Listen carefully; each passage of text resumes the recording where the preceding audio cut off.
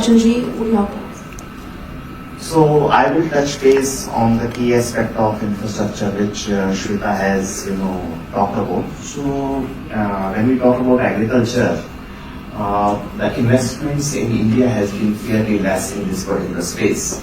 So if you look at last year, it was $14 billion which Indian government allocated for the agriculture sector to लगभग 1,30,000 crore के करीब dollar का है.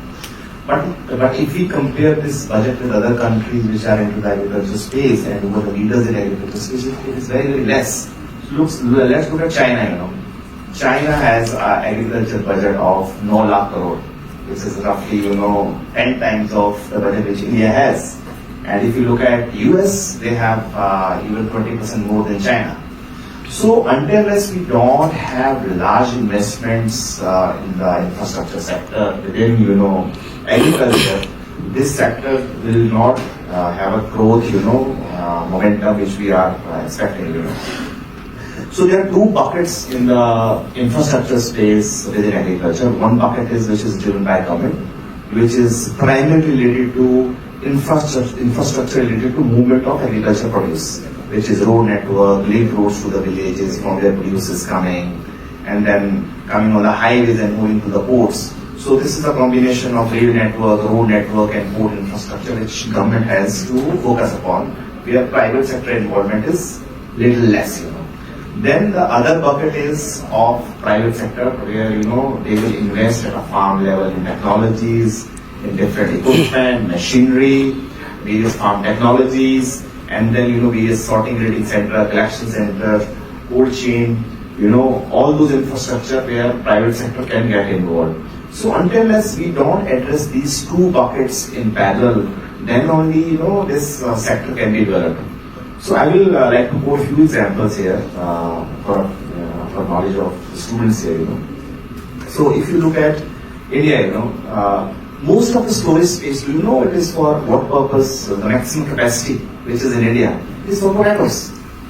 So the largest storage capacity in India, which is built, is for a generic item potatoes, almost 30 to 40%. So what we are looking at is a huge gap in terms of storage for fresh produce. So there are a lot of gaps in India in terms of the entire value chain which has been developed, right from APMC mandis to various other infrastructure which government has put in place, where these all gaps need to be filled in to address what we are all talking about.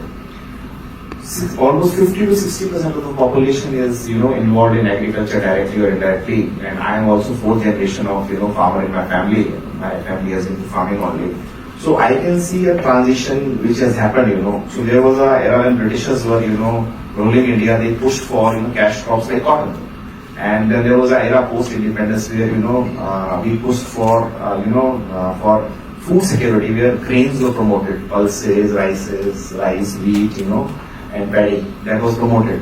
And now we are, in a phase where we are in a globalized economy, and we are not only talking about food security, we are talking about income from the agriculture and horticulture. And that's where, there is a lot of opportunity for people like you to participate in this ecosystem in various areas and, contribute to the growth of economy.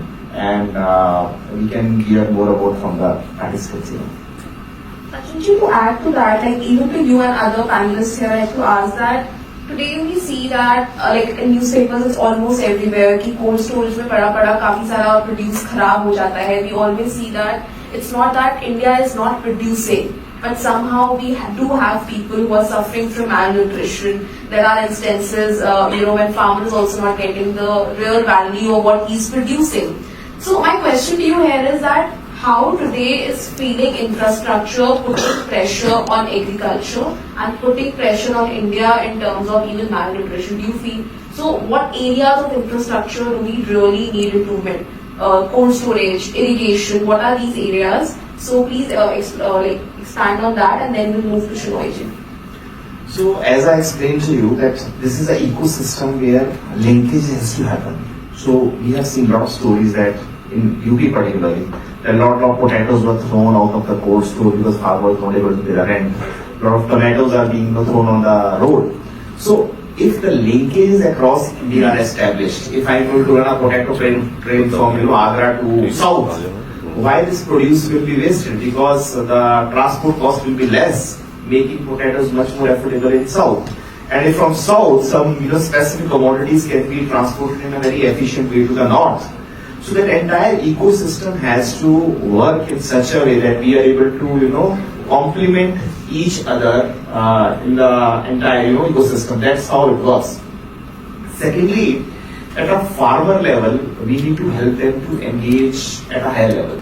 So there are a lot of players in working right now in this particular sector who have to go to close to farmers, close to farms, close to farming community, and bring solution and technology close to them. Farmers doesn't have access right now. So that's where transformation will happen, Shweta.